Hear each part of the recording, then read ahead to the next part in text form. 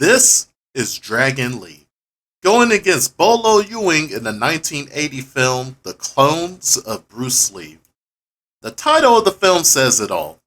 Today's video, we will be going over the many clones, lookalikes of Bruce Lee that we have in fighting games.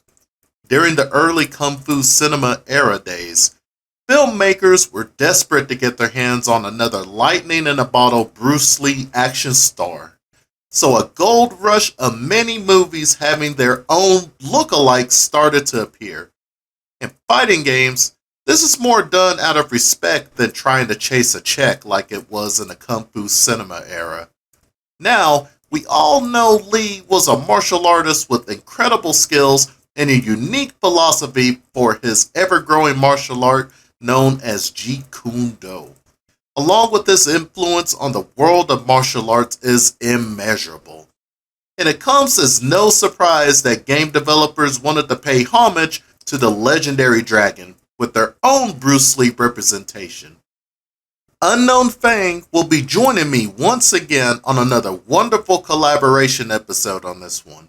Give this man a follow. Hey, thanks Blackmore. I had such a great time in that Street Brothers video, so it's a real pleasure to be back for another one. Now get your nunchucks and your yellow jumpsuit ready. This is Attack of the Dragons.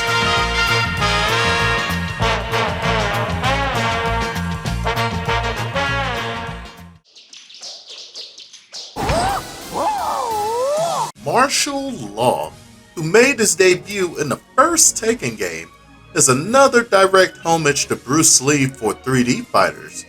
Fast, agile, and employs a combination of strikes, kicks, and acrobatics that closely resemble Jeet Kune Do techniques. Even his design outfits are just great references to many films. Martial Law, I strongly feel in my opinion, is the closest accurate representation we will ever see for Bruce Lee in a 3D game. Even with Marshall being slightly older in his 40s in-game, I can honestly say this is how I envision Bruce to be at that age. He may not be an action movie star story-wise in Tekken, but a professional cook instead. This pepper beef is too damn spicy. Now, with Tekken 8 on the horizon, Marshall is looking even way more of a jacked Bruce Lee. I do love the Tekken team's choice in adding the nunchaku into his gameplay this time around. Even his rage art animation is such a beautiful display of our little dragon. Take a seat, Dad.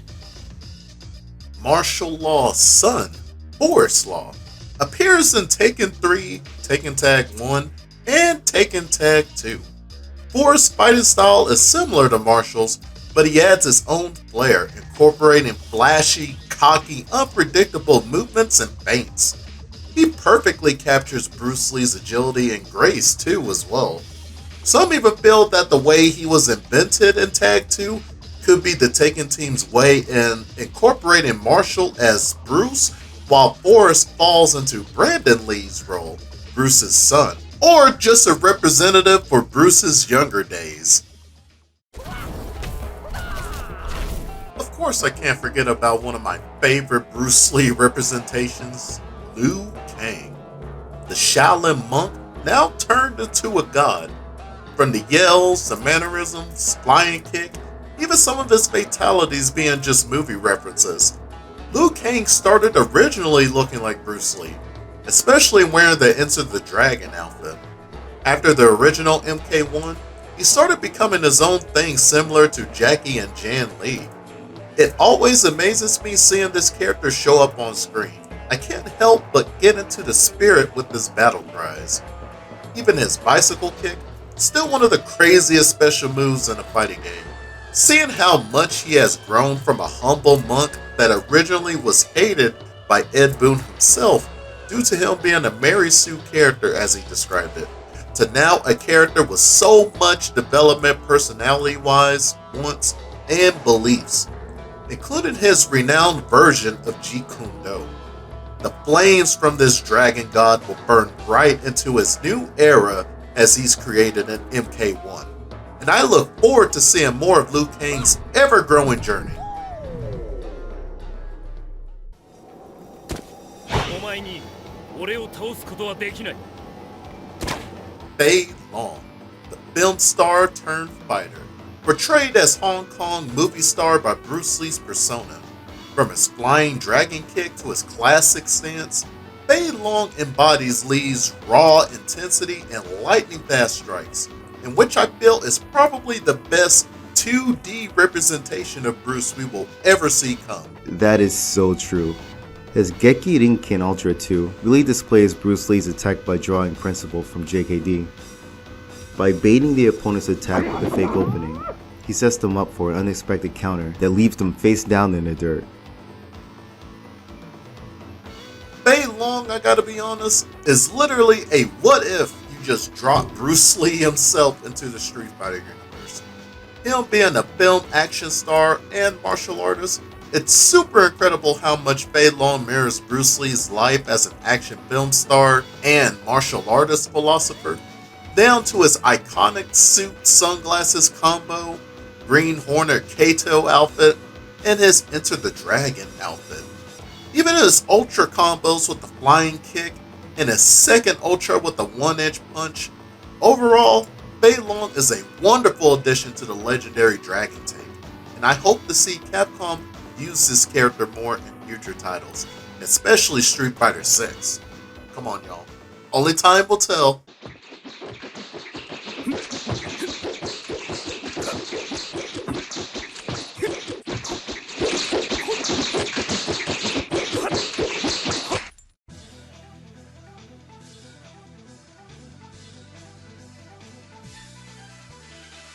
As an orphan, he never knew either of his parents, and he would find solace and later inspiration watching Bruce Lee on the big screen.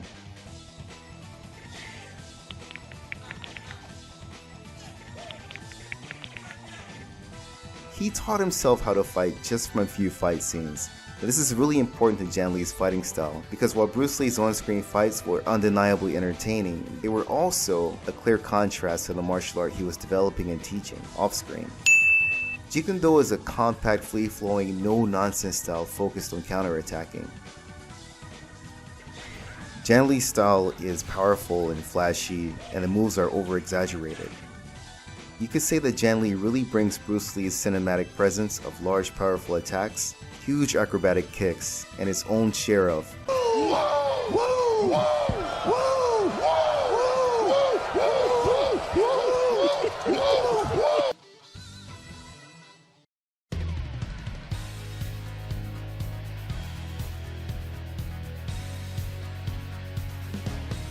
Yeah!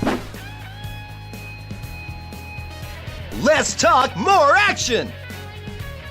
Welcome to the 90s, the golden era of arcade fighters where it was almost mandatory to have a pastiche of Bruce Lee in your game. Some kind of version had to exist. Now this way of thinking resulted in an ungodly amount of Bruce Lee clones in all kinds of fighting games.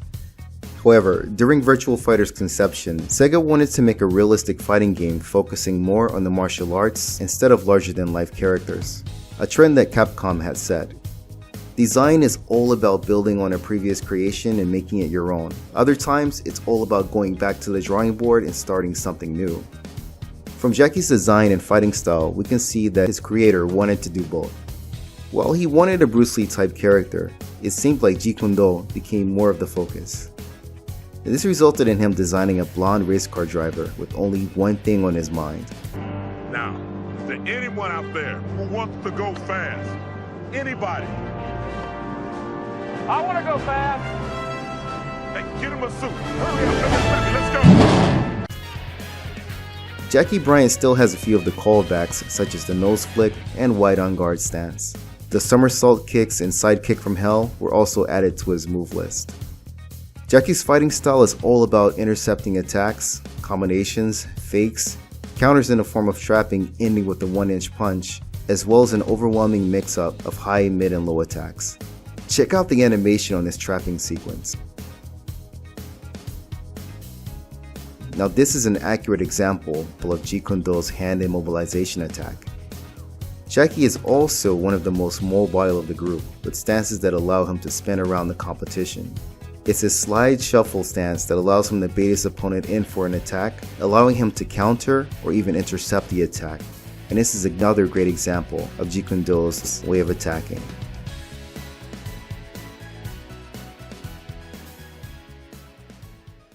It's truly remarkable how these characters managed to capture the essence of Bruce Lee. Game developers from both Tekken, Street Fighter, Virtua Fighter, Dead or Alive, and Mortal Kombat incorporated his mannerisms, moves, and even his iconic battle cries into these characters. They serve as a tribute to the man on the big screen, and I'm sure if Bruce was still with us, he would be smiling seeing how far himself and JKD is represented in gaming. Knowing Bruce, he would just try to volunteer a mocap for these characters for all these different gaming companies. What are your thoughts on the many representations of Bruce Lee in the fighting game world? Let me know in the comments below. Well, personally, Blackmore, I think his influence, innovation, and ability to push himself can't be tied down to any video game or remake. Instead of being the next Bruce Lee, we should all do our best in whatever venture we take on, be honest with ourselves, and continue to improve. Having said that, I'm definitely a huge fan of Fei Long. I couldn't agree more on that one, Unknown Fang. I truly believe Bruce Lee would have probably just rather us be our own person instead of just copying and imitating. With that being said, don't forget to like, subscribe, and hit that notification bell for awesome content in the future. Be sure to also subscribe to my man Unknown Fang's channel for martial art coverage and fighting games too. And you will definitely be seeing more of us doing collaborations together. So please look forward to it. Until next time, stay awesome and keep on gaming, y'all. Peace. Like everyone else, you want to learn the way to win, but never to accept the way to lose. To accept defeat, to learn to die is to be liberated from it. So when tomorrow comes, you must free your ambitious mind and learn the art of dying.